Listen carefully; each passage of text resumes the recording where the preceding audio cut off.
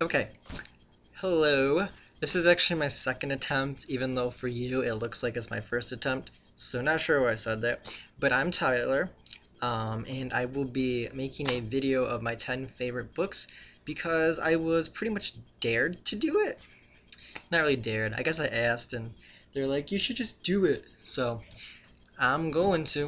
And I'm going to try to make this shorter because the last one that I had attempted to before someone called me was at 10 minutes, and I was only on book 3. So I could talk a lot, so I'm gonna try to shorten it. I should have totally wrote out a monologue because that would be great. And sorry I just wiped my nose, but it's like one of those allergy season things. See what I mean by talking a lot? Anyway, so the first book on my list, I'm gonna warn you, it's mirror picked, so it's not going to show up like how it should when I show it to you in person, but hopefully you get the same impression and you are listening more than watching, because I don't really do anything hand-wise, and I'm just ugly. Just kidding, but still, just listen. So my first book, I actually reread it over the break, um, and it's 13 Reasons Why by Jay Asher, and I don't know, I really like it. After rereading it, I didn't really like it as much the second time as I did the first time when I first read it, um, but it was still really good, and I'm going to add it to my list. I should warn you also there's 9 books on the list instead of 10 as normally because I actually don't have one of my favorite books ever. Really awkward, but I don't. Um, so yeah, 13 Reasons Why, Jay Asher. It's totally coming off really awkward. Sorry, first video, I guess it happens. Um, the second one, really the girl with the dragon tattoo and the girl who played with fire are pretty interchangeable.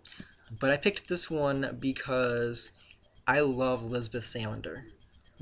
She's fierce. Fierce. Fierce. Fierce. There we go. And so her backstory is revealed more in this one than it is in the first one. And she's still pretty badass. So this one it is. If you like strong females who are not afraid to go there. And by go there, I mean like go there. Yeah, read it. Third one, I wanted to reread this one earlier, but then I found a book that I was starting to read, and so I kind of ended up not rereading it, but I want to again, so I definitely will in the next coming months. It is The Night Circus by Erin Morgenstern. Um, if you are one of those people that it's really hard to envision senses like sight, smell, when you read, you will have no issues with this. It's like the most visual and smellular type of book that I've ever read. It's so sense heavy. So that's why I really loved it. Plus the story was pretty decent. And the writing is very good. It's actually written in a style that I'm not used to seeing when I read books. Um, I'm not really used to present tense when you read books. I don't know why. I just don't read present tense books. So pretty awkward, or I guess pretty cool for me that I found a present tense book that I like to read. Um, Now we're gonna bring the classics in. This was published in 1925, and it's one of those few books that I've read for class and actually enjoyed, which is pretty hard to do. And it is The Great Gatsby by F. Scott Fitzgerald. The way he writes is pretty fantastic. I didn't think I would like him, but I was really surprised that I did. I'm really into new money versus old money, which is pretty much what this is about. It's class wars, all that type of stuff. So I thought this was a very interesting book and a very good read. It's very short too, so 165 pages. And the themes are pretty right there. You really can't miss them. It's a good book, so I recommend it. Next one, if you love dystopian literature, like you're into the Hunger Games, maybe you were forced to read 1984 by George Orwell, or some other Hunger Game, or not Hunger Game, but some other dystopian literature, maybe Robopocalypse, maybe? I don't know, I haven't read it, but it looks dystopian. um, then you will like A Clockwork Orange by Anthony Burgess. There is a movie based off of it, and it's almost exactly the same, um, except I believe like the ending, um, which kind of upset a few people. I personally love how this one ended, this version, because it's the full British version. There was a version that was released for the Americas, like way back when it was first released, that I left out a chapter. And then there was then the British version, which kept the chapter in, because I guess we really like morbid stuff. I hope that didn't give anything away. Kinda did. So, nah, not really, to be honest with you. Ha ha ha. Hope it entices you to read it now. It's a good book. You should. No, my sweet side, because I do have a sweet side, even though I act like a total jerk sometimes. All the time, let's be honest. Atonement by... Dang it, I had to look. Ian McEwan.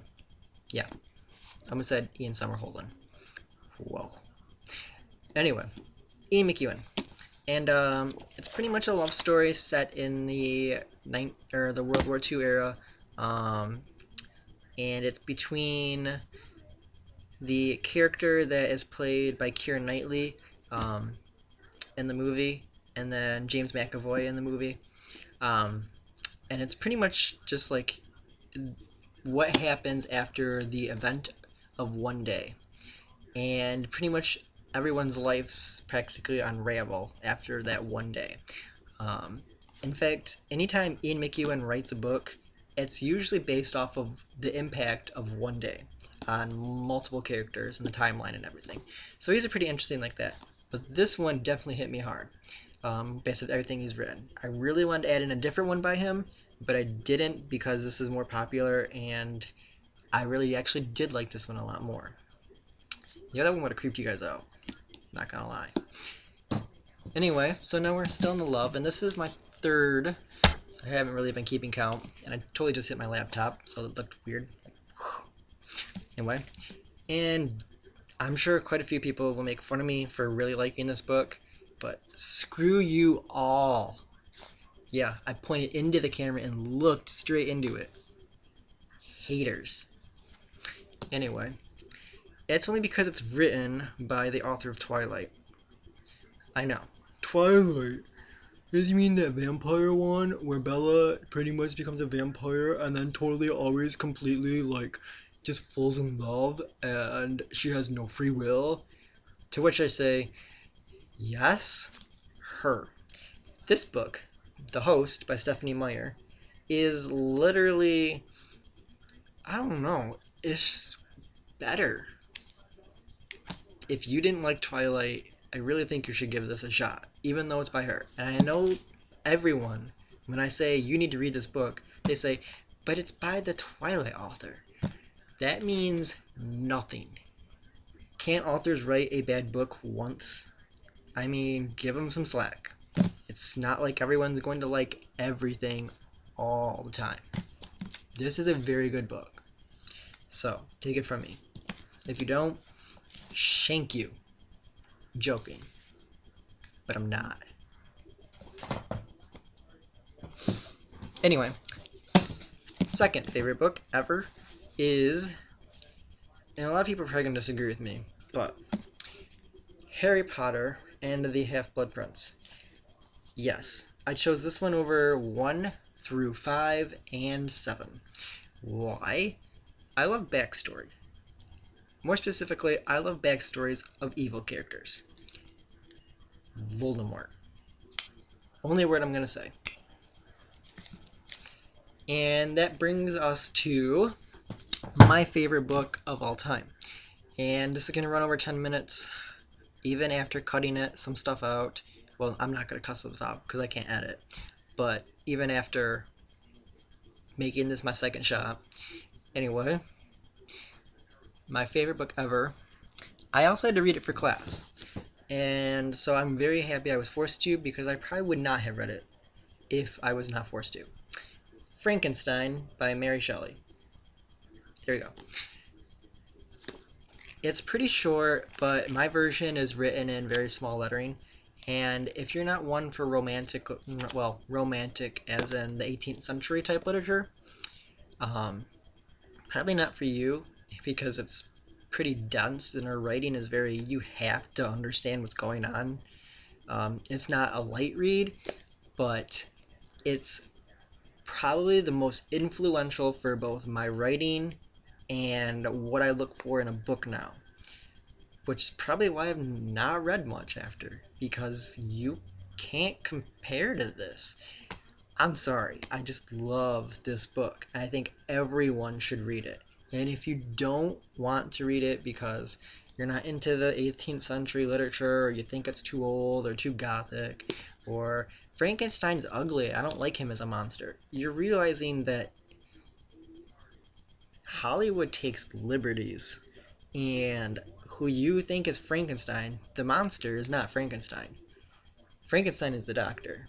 And it's more or less a character analysis that has stuck with me and influenced me in ways that really it's pretty difficult to explain in this video. I'm doing 9 books that I really like. I could probably do another 20-minute video on just this, but I won't do it to you because I know you guys will hate me for life if this video runs to be 20 minutes. As it is, it's like 11 minutes and 41 seconds. So, I'm done. I hope that this uploads to YouTube, and if it doesn't, I will be redoing it. Look forward to more stuff from me. I will try to get on it. And there, I proved you people that I can make a video. Don't sue me. Bye, y'all. Till next time.